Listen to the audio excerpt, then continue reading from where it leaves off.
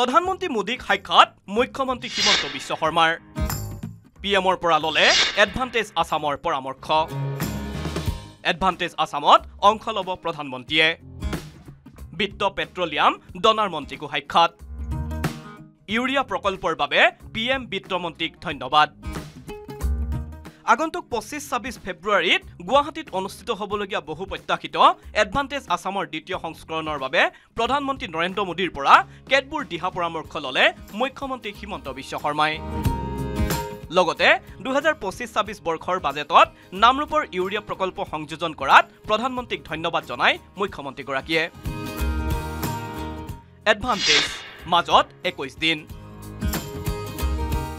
21 দিনৰ পাছতেই গুৱাহাটীত অনুষ্ঠিত হ'ব বহু প্ৰত্যাশিত এডভান্টেজ আসামৰ দ্বিতীয় সংস্কৰণ ইতিমধ্যে বিশ্বৰ বিশেষ উদ্যোগপতিক এই এডভান্টেজ আসামৰ দ্বিতীয় সংস্কৰণলৈ আমন্ত্ৰণ জনাইছে মুখ্যমন্ত্ৰী হিমন্ত বিশ্ব শৰ্মাই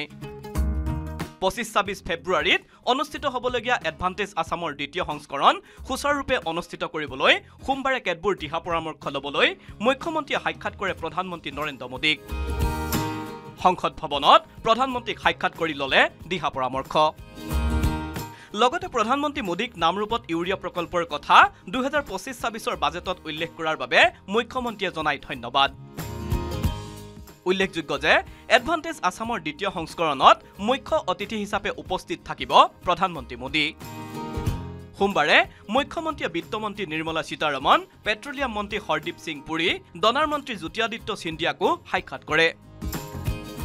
সাক্ষাৎ কৰে কেন্দ্ৰীয় গৃহমন্ত্ৰী অমিত শাহ আৰু ৰাষ্ট্ৰীয় ঘাইপথ আৰু পথ পৰিবহণ মন্ত্ৰী নীতিন গাডকাৰীকো বিজু কুমাৰ ডেকাৰ report news 18 Assam north east